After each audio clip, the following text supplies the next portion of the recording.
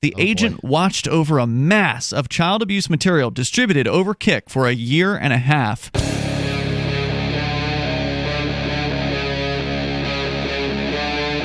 Free Talk Live. Well, the FBI has done it again, Mark. They have once again decided that the best way to bust child pornography dealers is to become child pornography dealers themselves. So they did this about 4 years ago. I think it was March 2015, if I remember correctly.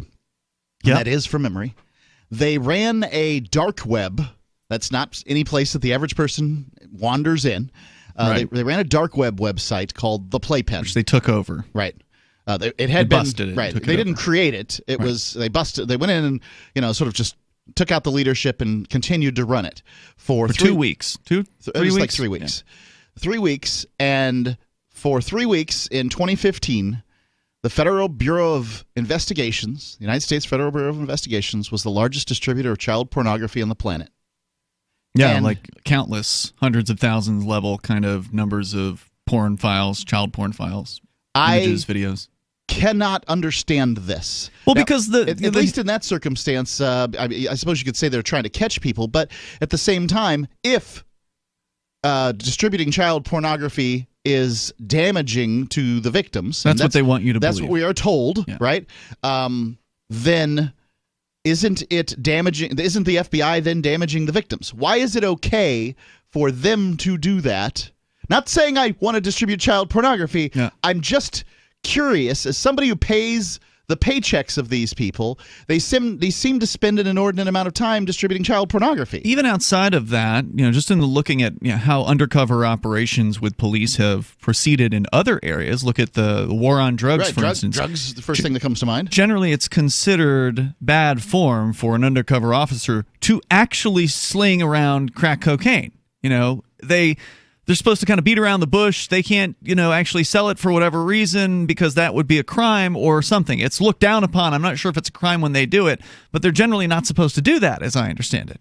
Seems like a bad thing. If drugs are bad, you don't want to just keep dealing drugs to people and hope that you catch some of them. Right. Generally, if they're doing an undercover drug sting, they claim they want to sell some sort of drug, and then if somebody says, I'm willing to buy that drug, well, you've already got the deal on the table. You don't need to actually sell them the drug. You can bust them right then and there, and that's what they do in a lot of cases. Could you not run one of these websites and distribute empty files or pictures of, Martha Stewart or just a picture, just recipes or something instead of child pornography? And then if somebody downloads the file, they have already committed the crime? I don't know. Is there a conspiracy to commit child pornography crime? It wouldn't surprise me if there were, but ultimately that would just be a conspiracy charge. Well, in that downloading because you wouldn't know until you got the file, presumably. Downloading a file with the intent to download child pornography sounds criminal-ish. Well, it sounds like something that they would argue is a criminal thing to do, but I don't know if it necessarily is. And further, if they did run a site like you're describing, it wouldn't get anywhere because presumably word would get around that, hey, there's nothing there. Don't go to that site. The reason why they took over the operation of this Playpen site was because it was very popular and there were people using it on a regular basis. But now they've done it again. After all the controversy over the Playpen takeover, where they presided over the distribution of hundreds of thousands, if not more, files. Before you get to the story, there's one more thing about this, is that at least one of the Playpen cases was dropped because somebody took it to trial and demanded to get some kind of evidence. They wanted to see the program that the government had used. So when they took over, the FBI took over operation of the site, they planted some sort of code, spyware, some kind of malware on the site, and it infected, I think it was like 1,000 computers around the world, and they tried to arrest and prosecute as many of those people as they could. I think they've rounded up a couple hundred or so. And so one of those people, the one you're referring to, said, all right, well, rules of discovery, we want to see the code of the program that you put on our client's computer. And the FBI said no. this is a state secret. We need this code. This is secret. We need to argue in front of the judge as to why we shouldn't have to turn this over. And basically, after arguing, out of court, right, like in the judge's chambers, the judge ruled that, yep, FBI, you've got to turn the code over, or you got to drop the case. And so rather than turn over the code, they drop the case. Right. So if we're being protected by the FBI from these things, then we got bad service. I mean, they made a judgment call that maybe many of us would not. Remember, this is supposed to be a government of the people, right? That's the idea anyway. Well, I don't think most people would have done what they did in the first place, which is to say take over a massive child porn website and then operate it hands off, basically. Then we're getting bad customer service out of the FBI. Well, they've done it again now. According to Forbes.com, the FBI has adopted a new tactic in the war on child pornography, taking over suspects' online identities to infiltrate private groups sharing disturbing illegal content. A search warrant obtained by Forbes documents the unprecedented operation in which a now convicted pedophile's Instagram and Kik accounts were commandeered by the feds. It raises new questions about how federal agents tackle online investigations into child abuse, but also how major social networks are being exploited by predators. The cops' gateway into the shadowy online world was 23-year-old Daxton Hansen from Salt Lake City's suburb of Roy, Utah. When investigators searched his home and interviewed him, he was startlingly honest, admitting to viewing a cornucopia of child pornography under username KitB10. Hansen, who was later sentenced to 48 months in prison after pleading guilty to possession of child pornography, created and was administrator for multiple private groups. So this guy was really doing something with 48 months. I don't know. I mean, it seems like a little, just a small amount for running groups and stuff. But maybe in these groups, they were trading nude images and videos of, quote, prepubescent boys engaged in various sexual acts, unquote. Then came a gambit for the feds. They presented Hansen, who was only a suspect at the time, with the mundane-sounding FD 1086 form. If he signed it, Hansen would grant investigators control of his accounts on Instagram and Kik, a Canadian-made chat app that's become hugely popular among under 18s and subsequently child predators. Hansen signed them over. From April 12th, 2017, through at least November 13th of 2018, so year and a half. A year and a half. An undercover FBI agent working at the agency's Salt Lake City office assumed Hansen's online identity on Kik, according to a warrant application filed in November of 2018. I think it's worth pointing out here that the last time we reported on this with the playpen situation, we were raided by the FBI in conjunction with that investigation within 30 days. That was about 3 years ago now. Now, the Malheur the Malheur takeover of the Malheur wildlife place. If y'all remember the Oregon, the sovereign citizens or whatever took over the this park in like Oregon or something, and it was a big deal. They sort of held out there for a month or something, and the FBI, to my mind, was trying to shoot the last three people. And I found it to be unprofessional that they could have done their jobs in different fashions. That also occurred in that period of time. So I don't know. We haven't ever heard anything on this investigation. But now, 3 years later, they still have 50-plus devices from they just took a bunch of our stuff. I always felt it was just sort of a warning. Gentlemen, shut your mouths. But that's not what we do here on Free Talk Live. No, we didn't get into this to keep our mouths shut. That's for sure. And again, they're doing basically the same thing, except instead this is for over a year. Yeah, much longer. Instead of taking over a website, they're taking over this person's accounts on these private groups. Yeah, he's one of the people who created wherever these groups are. It's not clear. I didn't know you could have groups on Instagram. That's maybe it's a Kik thing. I don't know anything about it. I've never used that app, so I have no idea. The toll-free number here, we'll tell you what happened, more about this, 855-450-FREE. That's 855-450-3733. Should the federal government be distributing child pornography in large numbers? Does that make you feel safe? In order to supposedly stop child pornography. Maybe I got it wrong. I'm really curious. So this time they took over apparently a Kik and Instagram account that was owned by a child porn distributor. He was allegedly in a number of groups. And apparently, it does say here they're Kik chat rooms. So I was going to say, I didn't think Instagram had a group function. Anyway, Kik chat rooms rather than shutting down those chat rooms after they took them over, with names like Boy Porn Lovers, P-O-O-R-N, and Gay Perv Young, the agent watched over a mass of child abuse material distributed over Kik for a year and a half. Yeah, that's going to do something to your brain to be able to see all that stuff over and over again. Oh, there's another crazy story about the Facebook content moderators that came out within the last month. I don't remember the site that facilitated that story, but it was just like the amount of stuff those people have to look at is pretty horrifying. Yeah. As of today, the FBI's Kik sting marks the first publicly documented case in which the U.S. government took over the social media of a child pornography suspect. In doing so, the agents let child abuse material spread for months after they'd identified it. Thus far, the government has little to show for it. No subsequent prosecutions based on the protracted sting have yet emerged. The warrant also doesn't disclose whether the agent distributed illegal content or simply tracked others' activities.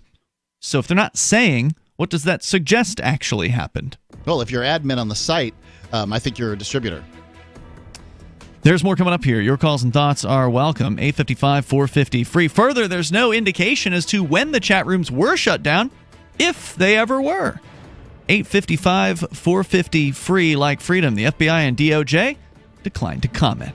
Ian and Mark here as we continue a little bit more about the story where the FBI busted a child porn suspect who apparently just admitted to having it and watching it and such, and he then signed a form that allowed the FBI to take over his Instagram and Kik accounts. I hope he uses those 4 years in prison to do some kind of therapy on himself and break whatever bad habits that he had developed at some point, and I'm sure that it was relieving to get all that stuff off of his shoulders when he talked to the FBI. However, when he turned over his stuff to the FBI, his logins and that sort of thing to the FBI, he was an admin on these sites, and which basically makes chat rooms, not sites. Well, chat rooms. Okay, these chat rooms. He sees the images going by. He has control to some extent what's going on. He can kick people out and that kind of thing. The FBI took over his stuff and just continued to run the site for a year and a half. And at this point, doesn't have any arrests? No, not a single prosecution at all has resulted from this, at least that's been on the record so far, according to Forbes, who got the exclusive on the story.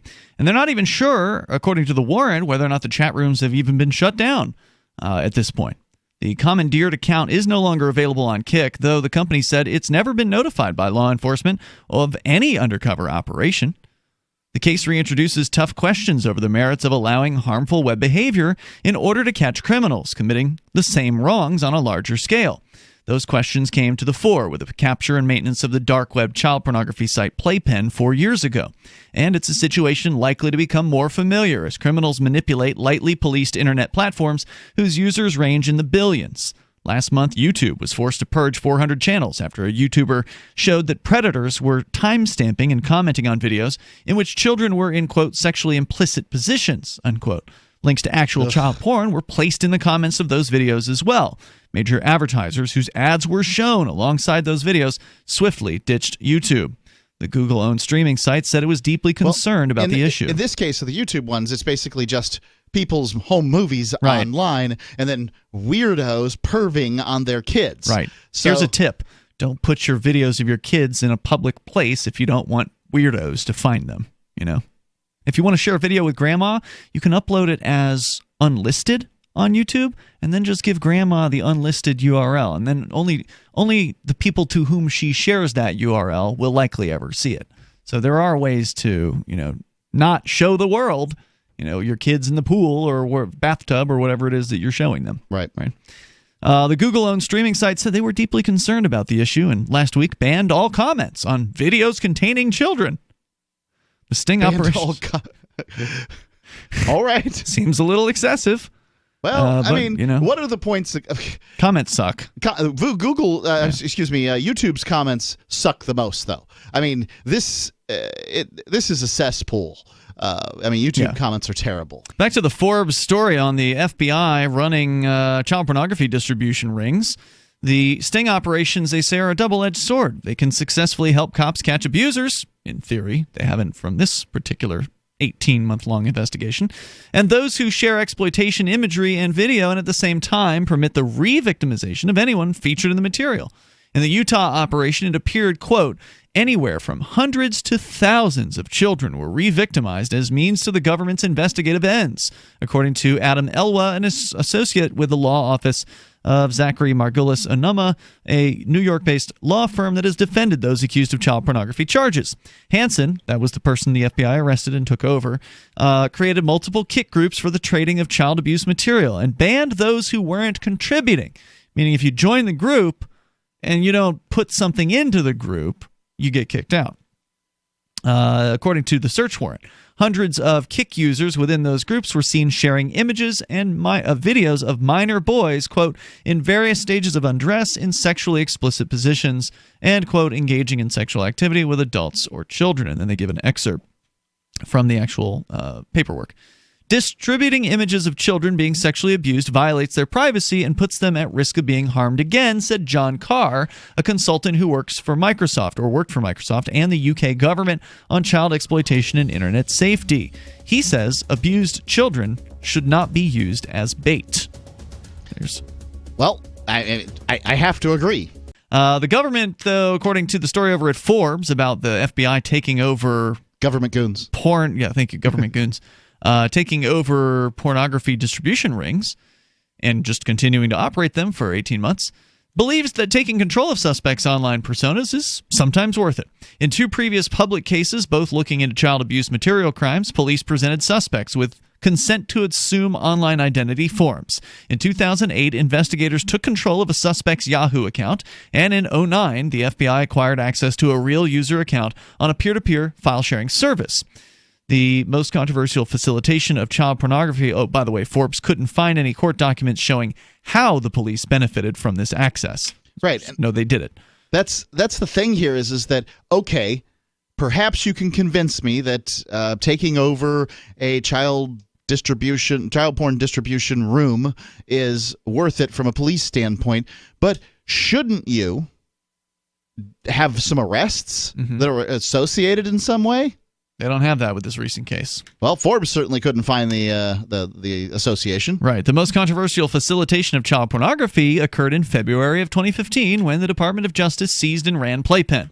The site was hosted on Tor, widely known as the dark web, where users' identities are obscured, allegedly, by layers of encryption. For 2 weeks, police launched a malicious code at visitors that would attempt to uncloak their IP address and subsequently their identity. But over that fortnight, the website's performance improved and membership increased 30%. So apparently the giving it to the feds actually was an upgrade. Before, yeah, right. Yeah. Now it's being run on their computers. Put it on some good servers with some bandwidth. Right. Well, in that case, at the very least, they were trying to find these people. We don't have any evidence of any other the circumstances where they're running this stuff that they're even trying. Let's see. They found the administrator of Playpen, Stephen Chase. According to his counsel, he was eventually sentenced to 30 years for 6 counts related to the sharing and advertisement of child abuse content. By its own admission, the FBI said 9,000 images and 200 videos were made available by Playpen users while it operated the site, but they didn't tell you how many times those images were downloaded, and if I recall correctly, it was in the hundreds of thousands. Yeah. The federal government, once again, has been caught. Now, they may be doing this on a variety of other occasions. Who knows how often this is going on? But this is the first time on record, according to Forbes magazine, the first time that the federal government or maybe any policing agency has taken over the private accounts of a person who was convicted or busted for child pornography and then proceeded to then operate that person's rooms in which they were trading. So it was an administrator operating their rooms in which people were trading child pornography for 18 months at least in this particular case. And some people out there, I think rightfully, should find this unacceptable and outrageous. The idea that the federal government, who claims that it is a crime to distribute child pornography, are engaging in the distribution of child pornography and the facilitation of the distribution of child pornography for weeks upon end, in this case, months upon end. They'll claim simultaneously that the distribution of this stuff is damaging to the victims, and then claim but not when we do it. Not when we do it. And that's like that's ridiculous. It's ridiculous. I mean, it either is damaging or it's not damaging. Right. It should either be a crime or it should not be a crime. No, being a police officer doesn't mean you can do whatever you want. And this is wrong, and it should not be done in the name of right. Yeah, I'm on the side of it should not be a crime to, facilitate or to distribute these things, to download it, but to create it is, to my mind, the crime, because that's where the person was victimized. Whether or not 1 or 400,000 people see that photograph is immaterial to the victim. The damaging thing occurred at that moment. I'm with you on that. It's not like they get a little zap every time somebody downloads it. Right, I concur with that. However, what I would say is that I don't want the society where the distribution of this stuff is okay so long as we got the person who did it. I just don't want that. Well, I don't want a society where people are thrown in prison for a thought crime, which is ultimately what you're talking about. I'm not talking about necessarily a thought crime, because in this circumstance, what we're saying is that I'm being consistent. The distribution of this stuff is bad, and whether you're a cop, whether you're a child trying to catch a child predator, or whatever it is, if you distribute this stuff, you're doing something bad. But where's the victim? I understand. You're asking where you're the victim saying is. Morally it's bad. No, I'm saying from a to some extent, what we're talking about here is constructing a society, and in the construction of a society, I don't think we don't have the guts for that. All right, and I don't want to. I don't want to go in the place where it's okay. We got the bad guy who made it, so let's just distribute the heck out of it. I'm not ready to make that defense. Not interested in it. You're right. There's no actual victim in that circumstance. However, let's go after the largest distributors, and right now the largest distributors is the FBI. Free Talk Live. Listen live 7 to 10 p.m. Eastern, or grab the podcast. It's all at freetalklive.com.